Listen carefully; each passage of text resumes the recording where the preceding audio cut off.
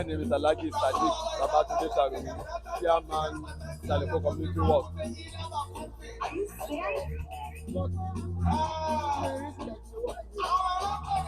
The reason for this work is to unite the whole Saleko community for the progress and the charity to give out to the less privileged within the community.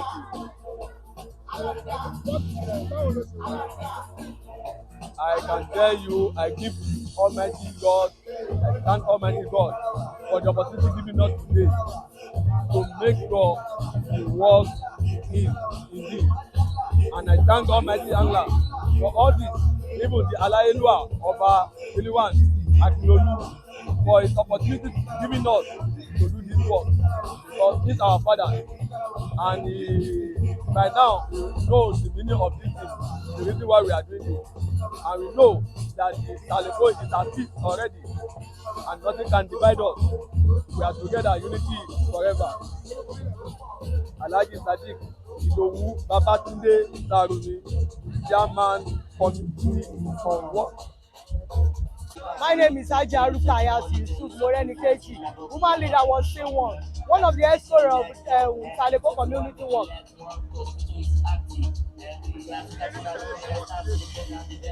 The reason why we do the work is that already we have progress in Lagos Island local government.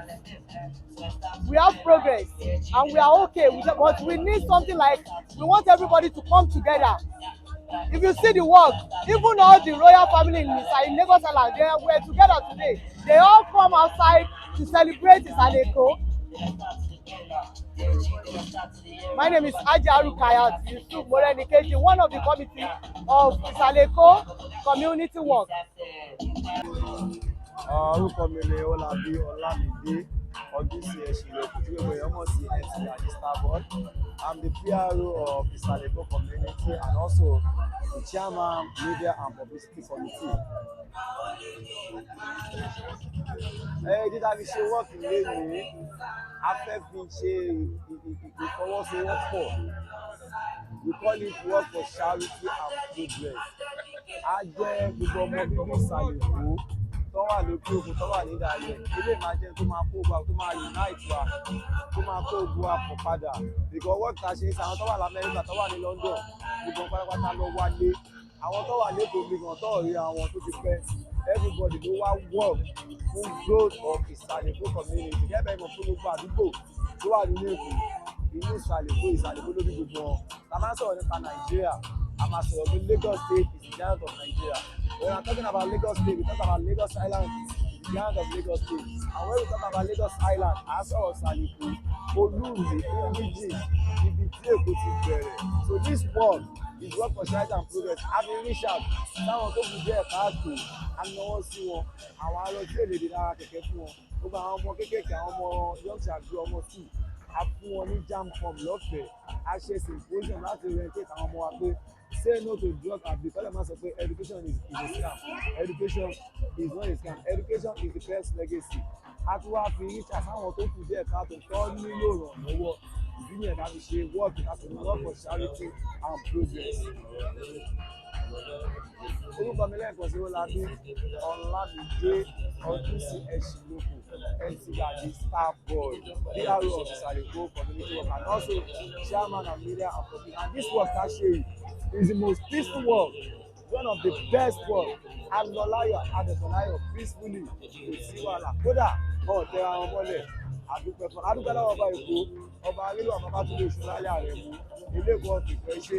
Adúpẹ́ lọ́wọ́ gbogbo eléré Èkó, adúpẹ́ lọ́wọ́ Governor of Lagos State, adúpẹ́ lọ́wọ́ Commissioner of Lagos State, adúpẹ́ lọ́wọ́ Chairman Saleko Work Alhaji Sadiq Sarumi, adúpẹ́ lọ́wọ́ Islander event láti olórí oko Ọlámọ̀ọ́nà ṣe àti gbogbo event tí wọ́n fẹ́ bá wà lẹ́nu FTVA, The Nation, ìgbìmọ̀ gbogbo commissioner tó wà lẹ́kọ̀ọ́ tó jọ mi Èkó, adúpẹ́ deputy speaker of Lagos State, Honourable Lara Oyèkán, àwọn náà náà wọ́n ṣe àṣe ìfáì chairman of Lagos Island local government Honourable Yosu Ẹ̀ṣinlókù ẹ̀ṣe chairman of Lagos Island local government Honourable Tóyè Ṣètìjáde Olùsì ẹ̀ṣe Honourable Lara Oyèkán olùmẹ̀ gbogbo ilé ìlú Amẹ́ríkà Honourable Afuni gbogbo ìjàmbá làákì ẹ̀yìn táyọ̀ dídá ọkọ̀ ẹ̀yìn táyọ̀ dídá Akíṣíkò of Lagos àtọmọba. Ní Ọlábísí Animasha. Alhamdulillah, adúpẹ́ fún wọ́ọ̀kì tá a ṣe yìí. Ìsàlẹ̀kó ìfà ó jọ mí lójú. Wọ́n ti ń ṣe wọ́ọ̀kì káàkiri tí Ìsàlẹ̀kó lólórí. Àwọn tó kù náà mọ̀ pé ti Ìsàlẹ̀kó lólórí. Ìsàlẹ̀kó ọba ni wá. A gbọ́dọ̀ di olóyè. Ọba là ń jẹ́ Ìsàlẹ̀kó. Ọba là ń jẹ́ ní gbogbo ibi tá a bá dé. Ọlọ́run wá ní jẹ́ ká rẹ̀yìn. Lágbára Ọlọ́run á tún wá ṣọ̀pọ̀ ọdún láyé. A nífẹ̀ẹ́ lè ṣàṣemọ̀. Gbogbo àwọn tó wá láti ta tó bá wa ṣe adúpẹ́ lọ́wọ́ wọn. Àpòwò ní gbẹ. Wọn ò ní fọwọ́ kọ̀tàlẹ̀ àpò. Wọ́n bá fọwọ́ kọ̀tàlẹ̀ àpò owó lọ́mọ mú jáde. Adúpẹ́ fọ́lọ́run. Adúpẹ́ ẹ ṣé o. Ẹ ṣé lọ́sùn, ẹ ṣé lósì o. Ọlọ́run bá wa dúpẹ́ fún gbogbo yín o. Gbogbo yín tẹ́ fún wa ní 1 naira 2 naira. Tẹ́ bá wa ṣe kiri ìtẹ́ sọ́pọ́ọ̀tì wa. Wò pé àwọn wo leléyìí adúpẹ́ fún yín o. Àbùdí ìtọ́lọ́kùn, àbùdí ìtọ́lọ́sà. Ọlọ́run bá wa dúpẹ́ fún yín. Inú ilé tí yín náà ní dàrú. Ìsàlẹ̀kó ò dàrú. Ẹ̀dùn Ìsàlẹ̀kó nú. Ọlọ́run bá wa dùn yín náà nú. Inú ilé yóò ní dàrú o. Ẹ ṣé adúpẹ́. Ọlábísí Animation. Ìlànà ìmọ̀ máa rí àìrí báyìí lágbára Ọlọ́run. Gbọ́dọ̀ máa sọ fún àwọn YouTube wa ni pé bínú wa ṣe ń dùn báyìí, ọlọ́mọ ẹ̀ kó bàjẹ́. Ó yẹ ká máa múnú wa ara wa dùn, ká máa bá ara wa jẹ́. Kíkọ kékeré kó máa kó máa dìjà láàrin wa mọ́. Orúkọ mi Táíwò Arọ́mọṣọdún, Yèyé Aláyélúwà. Ìṣàkúnlẹ̀ ètò yẹ.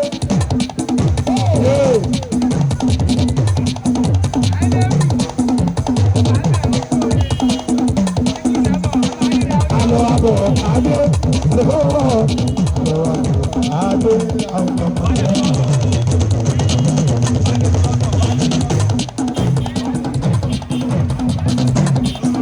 ẹ̀ṣọ́ lè sọ́mọ̀ ẹ̀yà wa. Àwọn ẹ̀wà lè sọ́mọ̀ yóò sọ àwọn tẹ̀lé ẹ̀yọ àwọn sọ.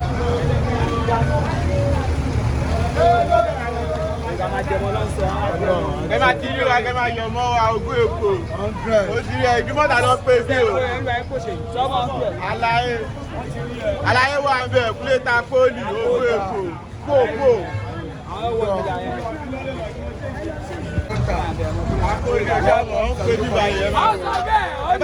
Ẹ máa wà. Ó ṣàrí ẹ̀yọ̀ ẹ̀yọ̀ lọ́pọ̀ mi ìdúmọ̀tà gangan ogún èkó. Entrance ní ọjọ́ báyìí. Kúlẹ̀ sábó ló ṣe bẹ́ẹ̀ o. Ọ̀nà wọn bá kúlẹ̀ sábó ló ṣe bẹ́ẹ̀ o. Bàbá Ìdúmọ̀tà, ọdún yáyàn.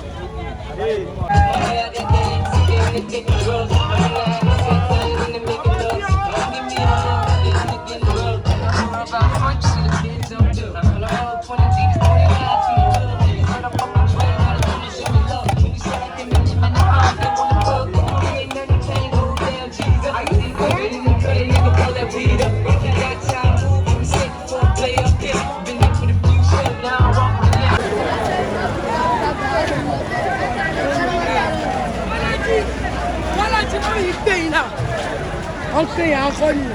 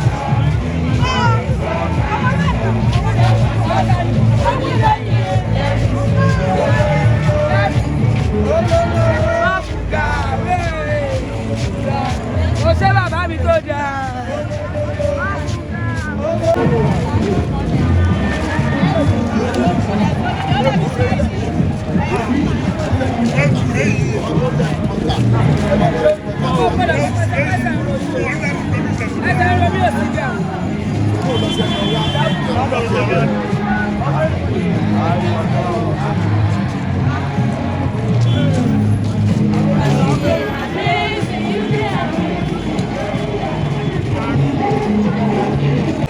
100 on camera.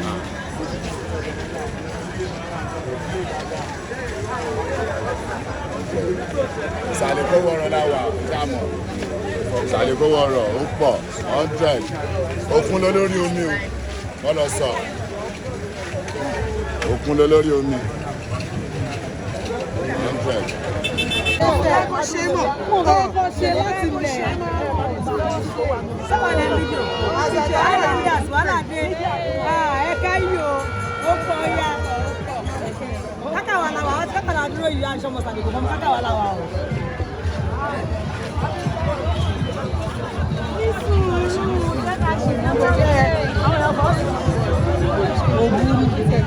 ẹgbẹ́ gbèsè wà lóyà ẹgbẹ́ tán. Èkó làwọn tí wọ́n yà ọ̀la ẹgbẹ́ mi lẹ́yìn. Fóònù ìjà ẹ̀yà kí ni ó yà máa bá a máa yóò tún wọn wá.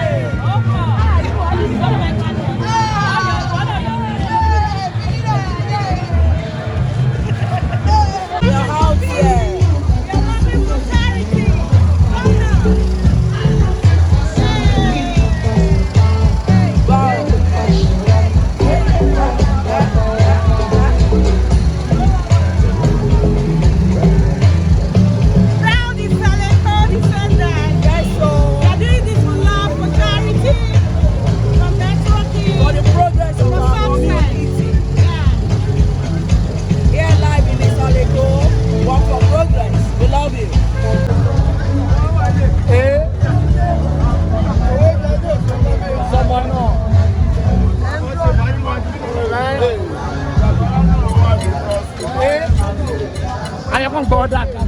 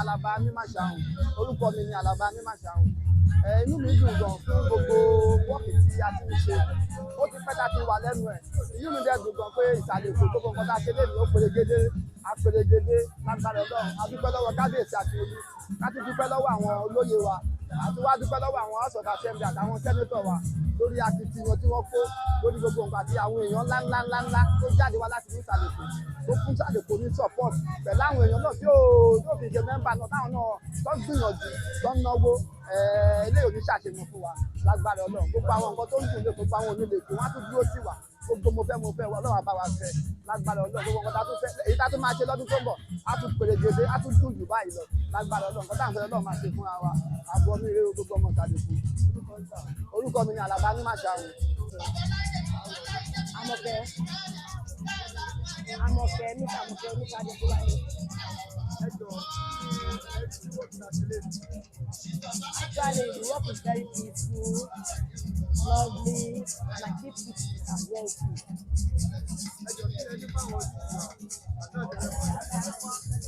Ẹ̀yin youth wa, keep Lagos moving. Kẹ̀dẹ̀ mọ̀ nǹkan tẹ̀ ń ṣe. Violence is not nothing. Kò sí nǹkan violence rárá. But thank God pé ìtàṣẹlẹ̀ ní iṣẹ́, kò síjà, kò sásọ̀, everything went on fine. Alhamdulillah. So our youth wa nìkan yìí, they are trying to flow.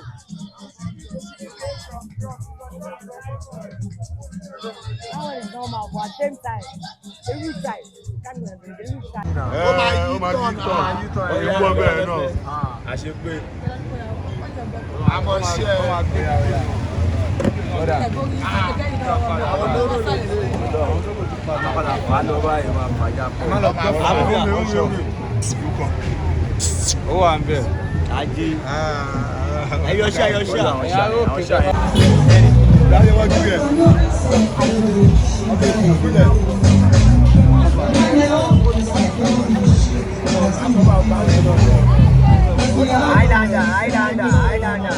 Highlander. There'll be no one to come, my brother. I say without you, there'll be no one to come, my neighbor. I say without you, there'll be no one to show right here. Without you, there'll be no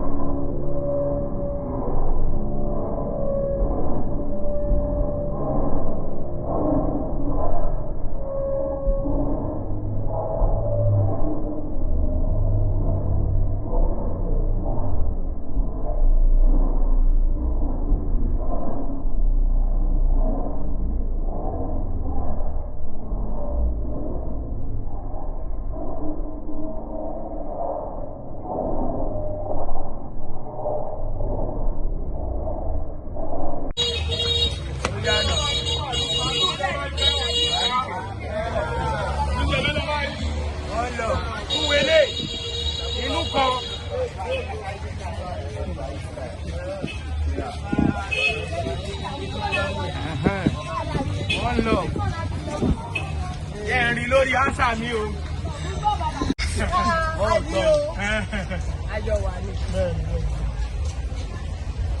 Hope for progress and charity. One best.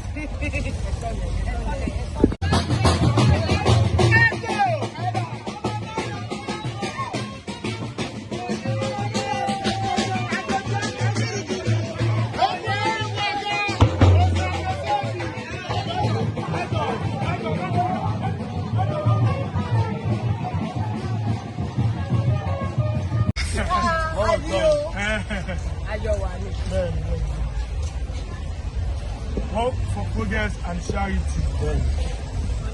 One best.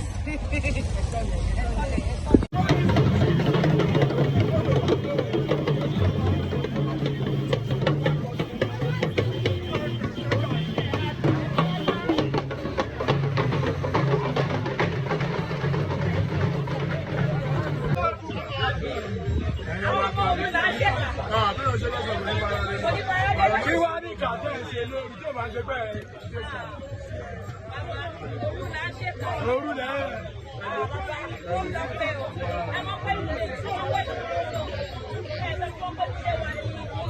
no, ẹ wo fún ọ̀sán fún ìdàgbà òru là ń dé kan àwọn bàbá yìí ní òru là ń dé kan kò sí òru là ń ṣe kan òru là ń dé kan ìgbé kan.